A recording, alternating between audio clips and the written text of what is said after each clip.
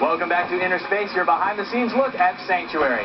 The Season 1 finale took audiences on a high-stakes roller coaster ride that will continue to hurdle right into Season 2. So we talked with the cast about what we can expect to see and about the changes that are coming to Team Magnus.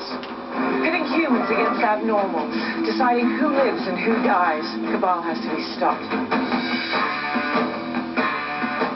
We start Season 2 with these very high stakes, a lot of people at risk, and a lot of creatures at risk. You've been everything we could have hoped for. And this massive, very powerful, very rich enemy.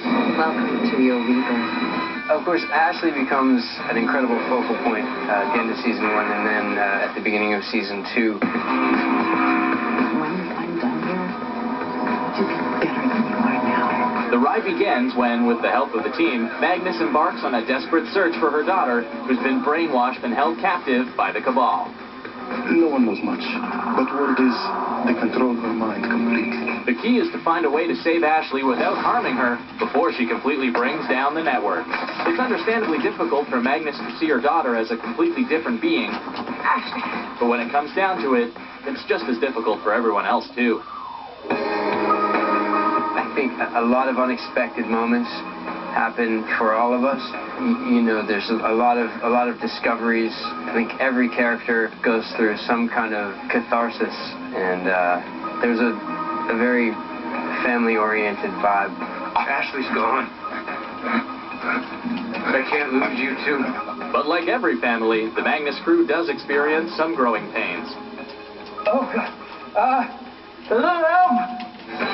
Well, without giving anything away, there will be changes in the team. We do introduce a new character named Kate Freelander. So you treat all your patients? The Cabal, how do we find them? I never make contact with them directly. She's this sort of Han Solo, fly in the ointment, you know, shoot from the hip, forget the paperwork kind of gal. You can't just leave me here. Do I at least get Jell-O? Having worked for the Cabal, Kate's got a lot of inside knowledge, but she'll only trade it for a price. Can I have one of those? I'm beyond starving. Kate Freelander, also known as Kate Freeloader. Look, you don't have to untie me, okay? I'll eat it hands-free.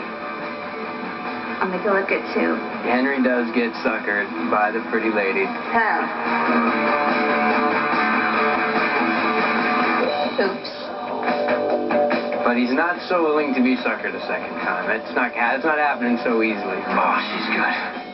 But love is in the air for some, and as Robin Dunn so poetically puts it, they get it on. Is that enough? Hold on a second. Now you're just mocking me, and that's not fair. Awkward. No, this is a long-distance relationship. We need all the lovey-dovey, cutesy crap we can get. Will and Clara, you know, meet up. Don't necessarily get along at first, but, you know, sort of strike up a relationship. But I think, without giving too much away, there's some complications with that relationship, sadly. And expect to see some developments with the relationship between Henry and Bigfoot. But to be clear, Ryan Robbins doesn't want anyone to go around extrapolating on that or anything, really. Yeah, a lot of rumors are going to start, because I know how much the fans like to start those rumors.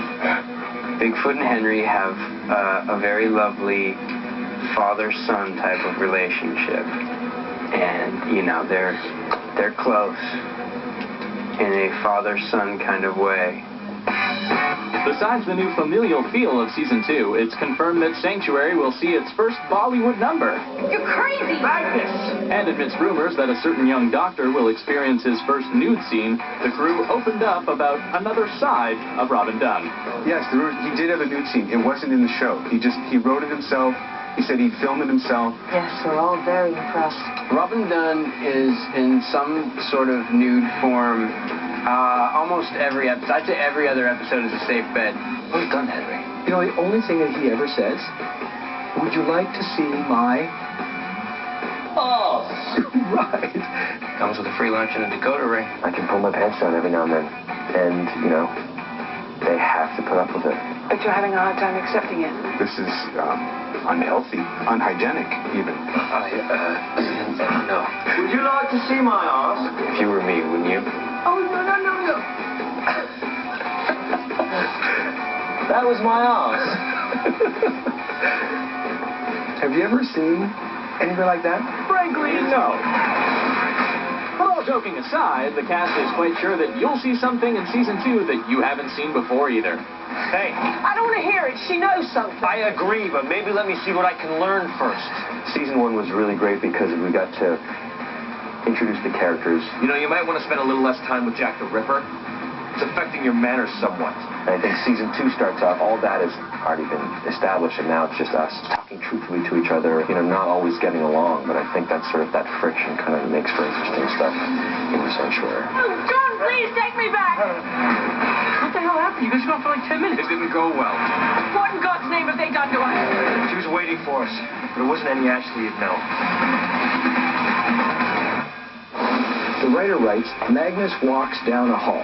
When you're directing it, like to get to the directing part, none of that exists.